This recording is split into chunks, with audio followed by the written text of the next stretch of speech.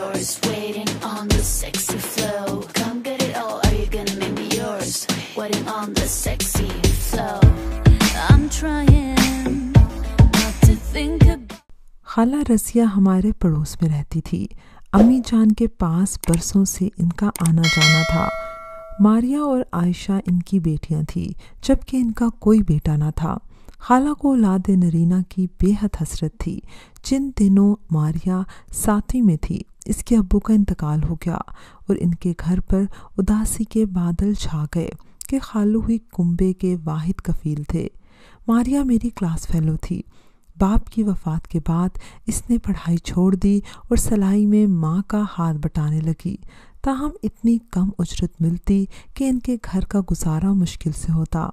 इन्हीं दिनों अम्मी बीमार पड़ गई। काम काज के लिए किसी मददगार की ज़रूरत पड़ी तो इन्होंने खाला रसिया से कहा कि मारिया स्कूल नहीं जाती, इसे मेरे पास भेज दिया करो, हमारे काम में मदद करेगी। शाम को फ़ायज़ा इसे पढ़ा दिया करेगी। मारिया के आ जाने से वालदा को सुकून मिल गया।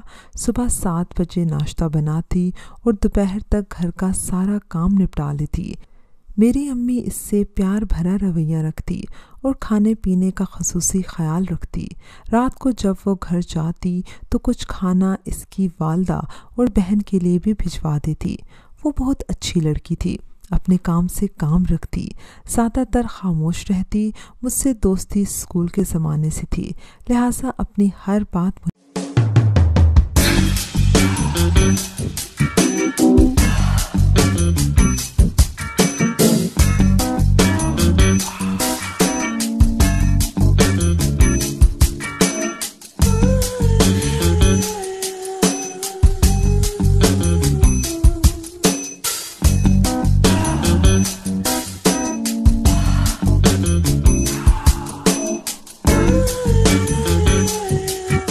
बताती थी। मैं स्कूल से आकर दोपहर के खाने के बाद इसे पढ़ाने बैठ जाती। कुछ दिनों से मैं महसूस कर रही थी कि बिलाल भाई में तब्दीली आ रही है। वो बहाने बहाने से मारिया के गिर्द चक्कर लगाने लगे थे। वो पढ़ने लगती, ये भी आकर बैठ जाते, जिससे हम दोनों उलझन सी महसूस करती थी। बिलाल मुझसे 5 बरस बड़े थे। इनको कुछ कह भी ना सकती थी। वो शरारती बच्चों की तरह मारिया को तंग करते रहते। तभी वो रूहान सी हो जाती, मुंह से ना बोलती, लेकिन आंखों में आंसू भर आते।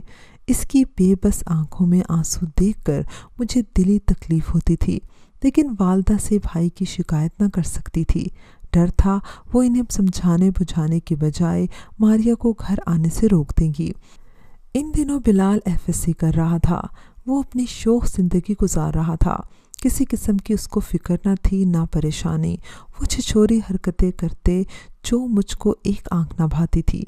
चाहती तो अब्बू से शिकायत कर देती, लेकिन अपनी माँ का ख्याल था जो बीमार थी और इनकी बीमारी ठीक होने का नाम न ले रही थी। उधर खाला रसिया बेचारी गरीब बेवा जो अपने बच्चों का पेट पालने की खातिर दिन भर मेहनत करती थी। ऐसे में किसी मसले की हवा देने से इनको नुकसान होता। तभी मैं लफ्ज़ ये थी और मारिया भी चुप थी। खाला रसिया ने हम पर एतबार करके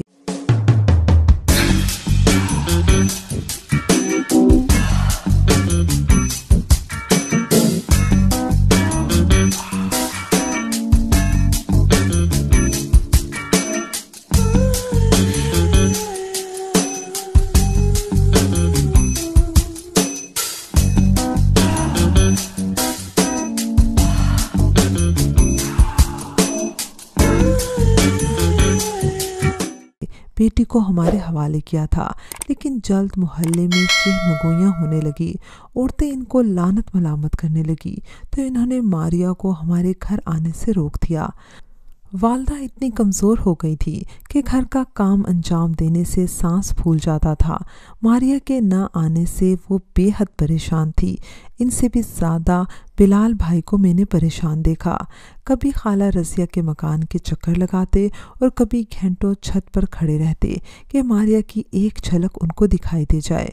अम्मी जान बेटे की दिली कैफियत से बेनियाज खाला रज़िया के घर गई और बड़ी मिन्नत समाजत की कि जब तक मैं ठीक नहीं हो जाती खुदारा लड़की को ना रोको, वरना मुझे फ़ायज़ा को स्कूल से उठाना पड़ेगा। हर्ष अम्मी की इल्तिजा ने खाला को मजबूर कर दिया और इन्होंने दोबारा मारिया को हमारे घर भेजना शुरू कर दिया।